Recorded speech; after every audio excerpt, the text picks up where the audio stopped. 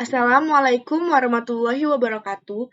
Perkenalkan, nama saya Fiarinda Rahmania dari kelas 3M, NIM 2021-143492, mata kuliah pembelajaran IPS SD, dosen pengampu Ibu Monanisa, SPD, MSI. Media pembelajaran yang saya gunakan adalah PPT.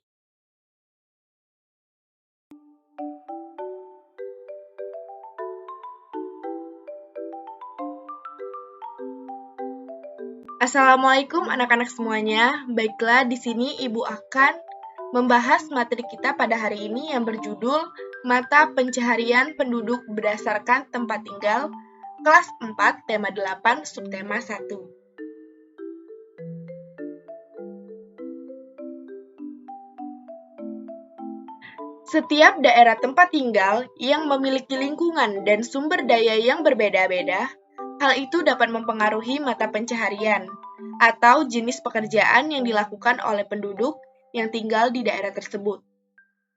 Di situ ada contoh perkotaan dan pedesaan. Ibu lanjut ya. Lingkungan adalah segala sesuatu yang ada di sekitar kita. Lingkungan dan mata pencaharian terbagi menjadi dua, yaitu 1. Keadaan fisik terdiri dari A. Iklim. Iklim adalah kondisi rata-rata cuaca berdasarkan yang panjang untuk suatu lokasi bumi atau planet lain. B. Topografi. Topografi adalah relief atau kenampakan alami maupun kultural atau buatan permukaan bumi berbentuk 3 dimensi yang meliputi perbedaan tinggi rendah permukaan bumi dari permukaan laut atau relief, bentuk wilayah, kemiringan, dan bentuk lereng. C. Sumber daya alam adalah segala sesuatu yang berasal dari alam dan bisa dimanfaatkan dengan baik oleh manusia untuk keberlangsungan hidupnya. Yang kedua, ada keadaan sosial. Keadaan sosial terdiri dari A. Keadaan penduduk. Keadaan penduduk adalah kondisi wilayah yang dimana berdomisilinya rakyat, yang dimana terdapat suatu komunitas yang menunjukkan kondisi dari suatu masyarakat. B. Kegiatan ekonomi. Kegiatan ekonomi adalah aktivitas manusia memenuhi kebutuhannya. Kegiatan ekonomi adalah setiap aktivitas manusia untuk memenuhi kebutuhannya sehari-hari. C. Budaya.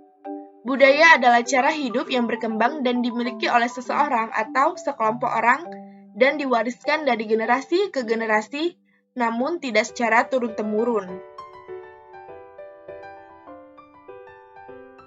Baik anak-anak, di sini Ibu akan jelaskan mata pencaharian itu adalah apa.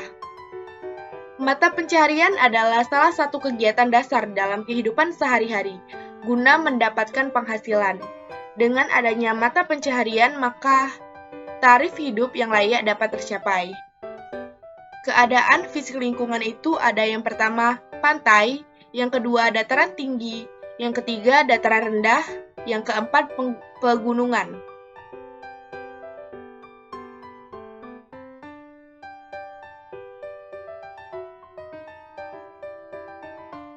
Baik anak-anak, di sini ada penduduk dataran tinggi. Di penduduk dataran tinggi ini, sebagian penduduk mata pencahariannya adalah petani, pekebun, peternak. Karena di dataran tinggi ini sangat cocok sekali untuk kita bertani, berkebun, atau beternak. Dan juga di dataran tinggi ini cocok untuk tempat jadi pariwisata untuk turis-turis dari luar kota atau dari luar negara. Dan juga kita juga bisa menyewakan tempat penginapan kepada turis-turis yang sedang berwisata di dataran tinggi tersebut.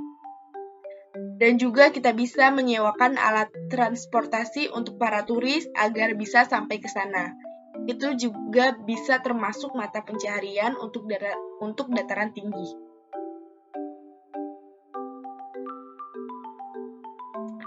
Yang kedua ini adalah penduduk dataran rendah. Penduduk dataran rendah ini terdapat juga mata pencahariannya yaitu petani, peternak, buruh karyawan, pedagang. Karena dataran rendah juga, bisa juga kita bertani padi, beternak ayam, sapi, kambing, dan juga penduduk dataran rendah kan banyak desa-desa, banyak orang-orang yang bekerja juga sebagai buruh atau karyawan dan juga pedagang, dan lain-lain. Yang ketiga ini adalah penduduk pegunungan. Mata pencarian dari penduduk pegunungan yang pertama adalah petani, yang kedua pekebun, yang ketiga peternak. Sama seperti dataran tinggi tadi. Di tempat penduduk pegunungan juga kita bisa mencari mata pencarian yaitu bertani, berkebun, dan berternak. Dan juga ada buruh karyawan, pedagang, dan lain-lain sebagainya. Karena di sana juga banyak orang-orang yang berdagang dan menjadi buruh atau karyawan. Kita lanjut anak-anak ke yang ketiga, penduduk pantai. Di penduduk pantai ini mata pencariannya yaitu nelayan, pasti yang pertama. Karena nelayan adalah mencari ikan, mencari kerang-kerang agar bisa dijual dan itu adalah mata pencarian yang pertama bagi mereka. Yang kedua, petani tambak. Yang ketiga, bisa juga petani garam. Yang keempat, pengrajin. Yang kelima, berdagang. Kita juga bisa berdagang di daerah pantai agar kita bisa menghasilkan uang sebagai mata pencaharian kita. Yang keenam juga, kita bisa membuka sewa transportasi untuk para turis yang sedang liburan di sana, 7 dan lain-lain. Selanjutnya kita masuk ke mata pencaharian penduduk berdasarkan keadaan sosial lingkungan. Keadaan sosial lingkungan terdapat 1. Industri, 2. Pedesaan, 3. Perkotaan, 4. Wisata.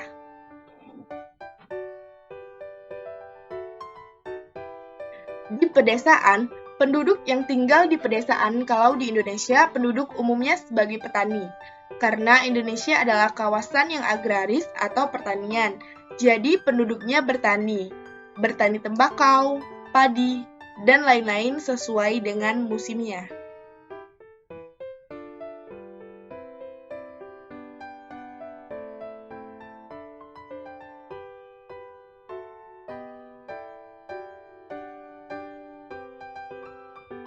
Lanjut ya anak-anak, yang kedua adalah perkotaan. Di sini kan terdapat suatu kota. Penduduk yang tinggal di perkotaan, kota adalah pusat pemerintahan atau pusat perdagangan. Penduduk kota biasanya lebih padat dari penduduk desa. Mata pencarian di kota umumnya lebih bervariasi dari di desa.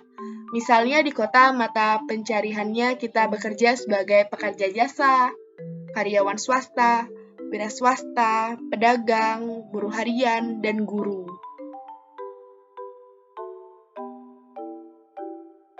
Lanjut kita masuk ke wisata. Kawasan wisata.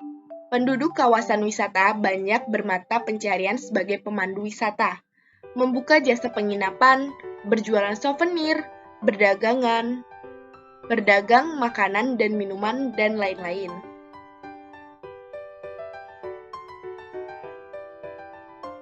Dan yang keempat, yang terakhir adalah industri.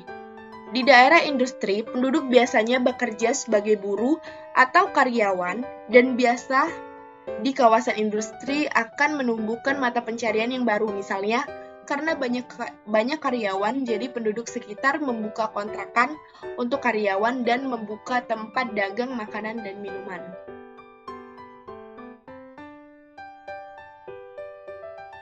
Baik anak-anak, demikian pembahasan materi Ibu hari ini tentang mata pencaharian penduduk berdasarkan tempat tinggalnya. Semoga anak-anak semua bisa memahaminya dengan jelas ya. Ibu ucapkan terima kasih. Wassalamualaikum warahmatullahi wabarakatuh.